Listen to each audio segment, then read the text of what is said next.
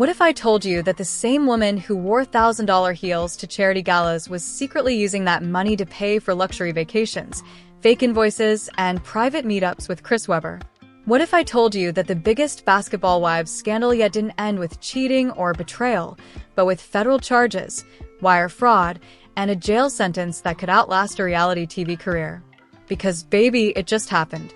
Jackie Christie has officially been hit with 10 years in prison. And the nail in the coffin? A secret hotel surveillance video submitted to the court by none other than Chris Webber himself. This wasn't just revenge. This was surgical destruction. The footage shows Jackie meeting with fake charity reps, counting stacks of unmarked cash, whispering instructions on how to route donations through shell companies, and even referencing Doug Christie's name to make it all look legitimate. Chris, silent no more, exposed it all. Doug, betrayed, humiliated, and reportedly working with the feds now. And Chantel? Left devastated, caught between a lying mother and a crumbling legacy. Grab your popcorn. This isn't just Jackie's downfall. This is the final chapter of a fake empire built on fraud, lies, and love affairs. You ever wonder how long a lie can live before it turns into a prison sentence? Jackie Christie found out the hard way. And it didn't happen behind closed doors. It happened in a courtroom so full of cameras and chaos it looked more like a season finale than a trial. Jackie walked in like she always does. Chin high, lashes long, outfit custom. But what she didn't expect, Chris Webber wasn't there as a witness. He was there as her executioner. Let's rewind. For months, Jackie had been dodging questions. Where did the charity money go? Why were donation receipts missing? Why was Doug Christie's name appearing on documents he never signed? People assumed it was just reality TV drama until a Homeland Security agent showed up with a subpoena. That's when the dominoes started falling. The Mother and Child Futures Foundation, Jackie's prize charity, was revealed to be nothing more than a shell organization. Documents showed it had raised over $3 million in the last 5 years, claiming to fund shelters for homeless mothers. But investigators found no such shelters. Only deposits into Jackie's private LLC, multiple offshore accounts, and, shockingly, luxury hotel bookings in Chris Webber's name. Still, none of this could stick until Chris Webber turned on her. Yep, Mr. Silence. Brooding NBA legend himself. Walked into that courtroom, took the stand and said, "I didn't know how deep it went, but once she forged my name on that check, I knew she'd throw anyone under the bus to stay rich." Then he handed over the USB drive. The courtroom went dead silent. Jackie's face? Stone cold. The footage? Crystal clear.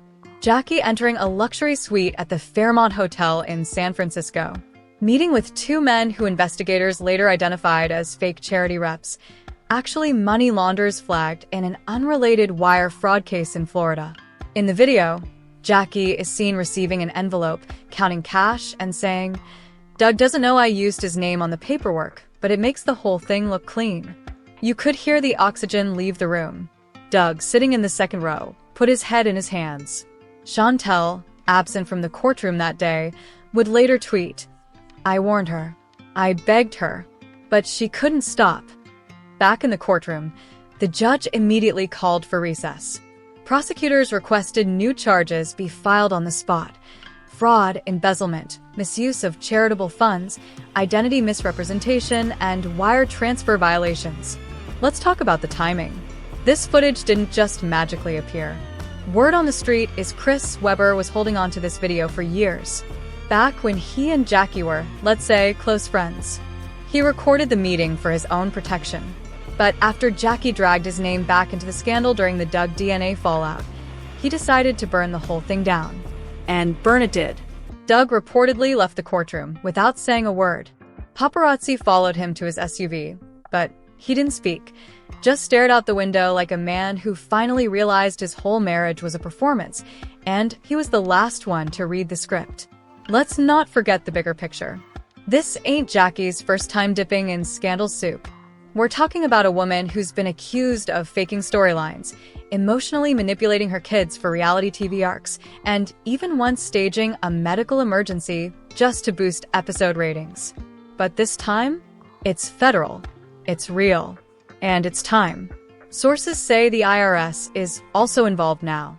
One investigator leaked that Jackie's 2018 tax filing included a $250,000 deduction labeled Business Development with C. Weber, which prosecutors now claim was code for bribes used to launder charity funds. Chris, when asked why he didn't come forward sooner, simply said, "She fooled me too. I was part of the performance, but I won't be part of the cover-up." Oof. Chills. Meanwhile, VH1 has gone silent. Jackie was scheduled to appear in a new Basketball Wives reunion special, but producers allegedly pulled her scenes and are now debating whether to address the scandal in a docuseries-style bonus episode. And Mona Scott, girl, don't act like you ain't watching this with popcorn. As for Jackie, her team tried to spin it. Her lawyer argued that the footage was taken out of context and that she was simply handling charity logistics in a private setting. But let's be real, you don't need a 5-star hotel and 2 fake IDs to talk about backpacks for single moms. The prosecutor fired back with, she weaponized poverty. She used children as props to rob kind-hearted donors blind. And now she wants sympathy? Phew. You could feel that one. Outside the courtroom, protesters had already gathered. Not for Jackie, but against her. Signs read, "Real moms need real help, not fraud. She stole from us. Jackie Christie equals fake queen." Meanwhile, Chantel reportedly flew in from Atlanta, planning to attend the next hearing. Sources say she's ready to testify against her own mother. Word is she's found emails between Jackie and a third-party accountant where Jackie wrote, "Doug will never check this stuff. He just signs." That's not just betrayal. That's calculated. And Chris Weber? He's not done. He's allegedly cooperating with Homeland Security in an ongoing investigation into multiple reality stars and celebrity charities that may be part of a wider laundering network. Want to know who else is rumored to be on that list? We'll save that for part 2. Because if you thought Jackie Christie's downfall was dramatic before, wait until you see what happens when Doug starts talking. By the time the courtroom reassembled, Jackie's glam had faded. The gloss on her lips was gone. The defiance in her eyes cracked. And Doug Christie? Still missing from the bench. He didn't return. He couldn't. Because what came next wasn't just legal. It was personal, brutal, and unforgivable. The judge called for witness number 4. A name no one expected. Chantel Christie. Yes, their daughter. The same one who'd been silent throughout the entire cheating, DNA, and breakdown saga. The one fans had begged to speak out. Now she was walking up to that witness stand, not to defend Jackie, but to destroy her. And she did. Calmly. Poised. Shaking but deadly. She started with her childhood, how Jackie would script emotional breakdowns at home, rehearse crying in mirrors, then flip the camera switch and become America's TV mom. She revealed that Jackie once made her skip school to stage a fake hospital scene for Basketball Wives producers, pretending Chantel was struggling with anxiety, all to gain sympathy during a ratings slump. The jury was stunned, but it got worse. Chantel handed over a set of printed emails, allegedly retrieved from an old iCloud backup. In them, Jackie communicated directly with a man named Andre Ard, a now-deceased offshore accountant who, according to the IRS, was key to laundering over $900,000 in fake outreach funds. One email read, "Send the funds in 3 batches. Use the Doug signature template we made last year. If anyone asks, tell them it's a family trust." Boom. A gasp echoed across the room. Then came the next nuke. Chantel testified that Jackie knew about the Chris Weber footage all along. In fact, Jackie begged Chris not to release it, promising to make things right if he stayed quiet. When he refused, she tried to plant stories and blogs about him being abusive, hoping to bury his credibility before the footage could surface. But Chris stayed silent until now. And with the courtroom spiraling, the prosecution asked for immediate detention. Jackie's lawyer objected. The judge nodded but ordered her to surrender her passport by morning. You'd think that was the climax, right? Wrong. Because that same night, Doug Christie broke his silence. Not on Instagram, Not in a press release, but in an exclusive TV interview aired live on BET with a banner that read, "Doug Christie, betrayed, broke, and done with Jackie." He didn't cry. He didn't rage. But what he did say, unreal. "She made me sign those papers. I didn't read them because I trusted her. That's on me. But now I'm the one facing the IRS, answering questions about accounts I've never seen. And all because my wife wanted to play queen while building an empire on lies." Doug confirmed he had filed an official lawsuit against Jackie and Chris Webber, naming them both in a civil complaint for defamation, identity misuse, and emotional distress. The documents were filed in California Superior Court, the same morning Chris dropped the hotel footage. And Doug? He added one line in his filing that set the internet on fire. "You didn't just steal my name, you stole 20 years of my life." Boom. That quote went viral. Trending worldwide. Memes exploded. Hashtags like #FreeDoug and #JackieExposed were everywhere. But wait, it gets dirtier. Because buried in that lawsuit was a sealed affidavit. A bombshell Doug is reportedly saving for court day. Sources say it includes voice recordings of Jackie coaching Doug on what to say in past interviews, even suggesting he fake cry for sympathy after cheating rumors broke. She told him, allegedly, "You're the man. They expect you to be the bad guy. Let's play into that. I'll forgive you on camera. We'll get the audience back." Manipulation. Mastermind. Messy. Meanwhile, Chris Webber stayed quiet after his courtroom appearance until the next leak. Oh yes, because TMZ dropped a second video. This one wasn't from hotel security. It was from Chris's own phone. He filmed it during what he says was a final meeting with Jackie, just weeks before the court date. In it, Jackie allegedly says, "You better not go public with that footage. Because if I go down, I'm taking Doug, the producers, and Chantel with me. I made all of them." That single line confirmed everything the internet feared.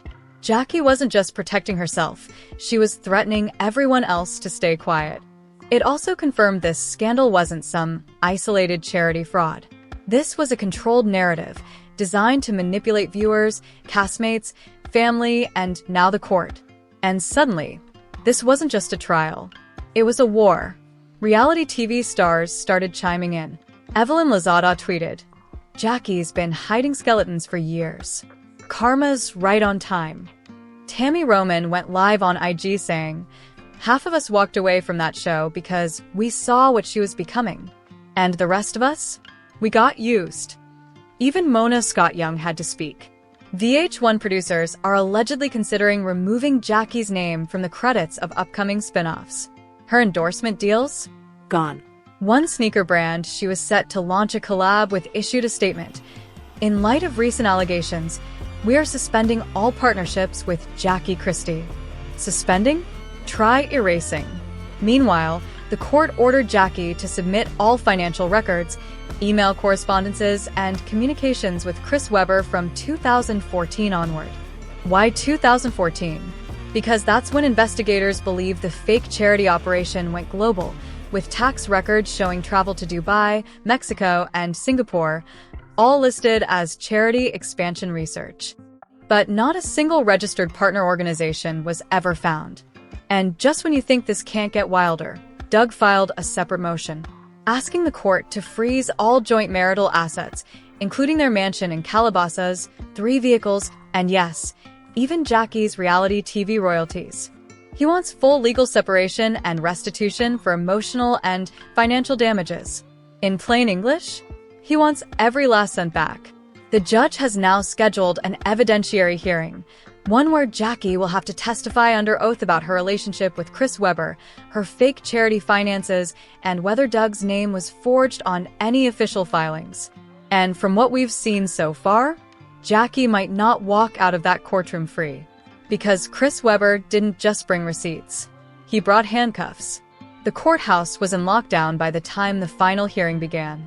Media trucks swarmed the parking lot. Fans were chanting outside with signs reading, "Free Doug, JLIE," and shockingly, even Chris saved basketball. Inside, every seat filled. Security tripled. Reporters holding their breath. Because today was verdict prep. And Jackie was about to face the music. She entered in black. No glam. No lashes. No wig snatched to the gods. Just a tight bun and a ghosted face. She looked like someone who already saw the future. And it wasn't bright, Doug, but their shadows loomed over everything. Before the judge could speak, Jackie's lawyer stood. And this is where it got weird. They submitted a last-minute plea request, a desperate move, asking the court for leniency in exchange for full cooperation in revealing the names of others involved in the fraudulent charity network. Yes, Jackie tried to flip an open court. She offered to expose producers, donors, and executives who allegedly helped her fabricate donation drives, redirect funds, and launder hundreds of thousands under the guise of reality TV storylines. The courtroom gasped. She named 2 VH1 producers, one of whom allegedly advised her to make the story deeper by faking Chantel's illness, and another who supposedly arranged press coverage for a charity gala that never happened. That wasn't all. Jackie confessed she used Doug's signature without consent, lied about the purpose of funds, and manipulated Chris Webber for protection, claiming, "I only stayed close to Chris because I thought if I had him on my side, he wouldn't flip on me. I never meant to fall in love with him again." Yep. Again. She admitted the affair never ended. It only changed names. But the judge didn't bite. He called her out. "You used your platform to build a pyramid of deception. You didn't stop when you got caught. You doubled down. And now you want to play the victim?" Boom. Silence. Then the final blow. Doug Christie's lawyer, calm, sharp, cold, submitted a statement. It was short, but brutal. "My client has reviewed Jackie Christie's confession. He will not be seeking reconciliation. He requests a full divorce, permanent restraining order, and damages totaling $12 million, calculated from years of fraudulently shared income, emotional distress, and public defamation." And just like that, the fairy tale was officially dead. Jackie's face cracked.